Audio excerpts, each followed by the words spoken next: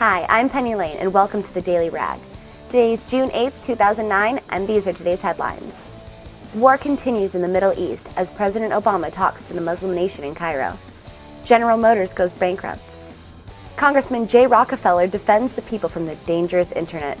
And after $100 billion in education spending, teachers in Arizona lose jobs by the thousands.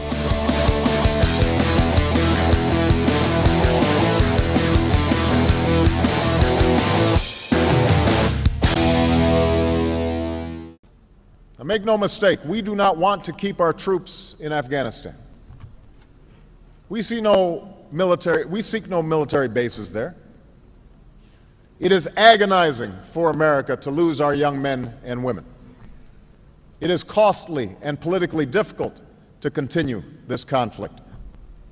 We would gladly bring every single one of our troops home if we could be confident that there were not violent extremists in Afghanistan and now Pakistan determined to kill as many Americans as they possibly can. That was President Obama speaking in Cairo, Egypt.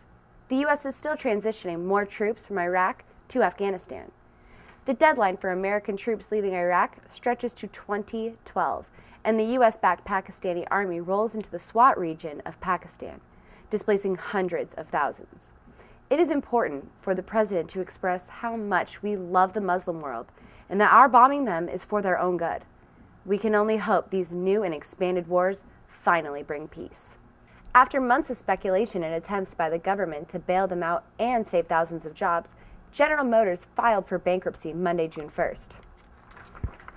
On the bright side, we all now own a car company. General Motors also plans to cut 23,000 U.S. jobs by 2011, drop its Pontiac brand, and slash 40% of dealerships. Even in the midst of all this bad news, we have to look to the bright side. The billion-dollar bailouts worked, jobs were saved, just not American jobs. The Chinese and Brazilians are profiting from U.S. taxpayer money and buying out American companies at pennies on the dollar. Mission accomplished.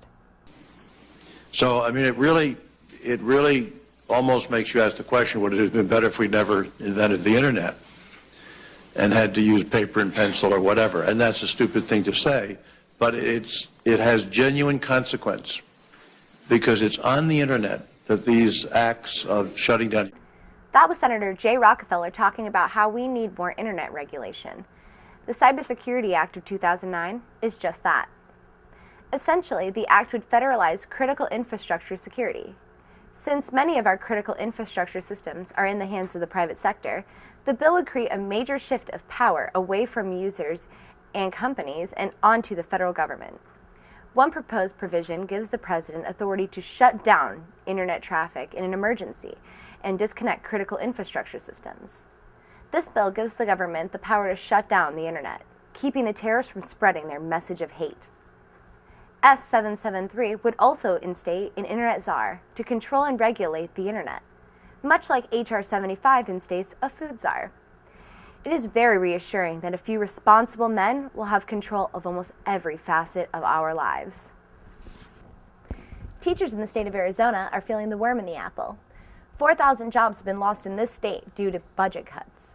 Classrooms are growing in size, making learning more difficult, and teachers have less to work with. Many Arizona teachers are asking, what happened to the $100 billion from the stimulus package? It's important to understand that it's only been 6 months, and it takes time to trickle down, what with the red tape and bureaucracy. And now we have a second video from the Constitutional Police Department of freedom-loving terrorists loose on the streets of Phoenix. Let's roll the tape. And the funny thing is, man, he actually took the stimulus money. Oh, man. I don't even know if I think I forgot the stimulus. Oh, man. Oh, no, I got it. Good. Yeah, you know what? The last time, somebody gave me this Communist Manifesto last night. I paid good money for it. It's bunk. So this better be good. You actually fell for that? Yeah, I don't know. Totally loaded with the stimulus bill. There's nobody here, man. No, You man. did this same thing. There was nobody here. No, On Van Buren last he week. was here. He was here last night, man. I This wouldn't forget this is another wild goose chase you took me on last time. The last time we was on Van Buren for like 2 hours, and you said this guy had gun rights he was selling. And what did we do? We stood around for 2 hours and then ended up at Denny's. That's a whole different story. Well, then show me where he's at, because I don't see him. Maybe he's down here. Maybe he's down right, here a let's little bit. go I down don't know, here. man. No, man, he was right up here. I'm you said telling you, last man. time. Hey, you guys looking right for the up good here. stuff? What? I got the good stuff. I am. I got the Constitution and the Bill of Rights here. That's not him, man. That guy's undercover. What makes you think that? Trust me, Good man. stuff. Just keep walking. Freedom, right? Keep walking, bro. I'm Penny Lane, and thanks for watching the Daily Rag. Stay tuned for more informative information.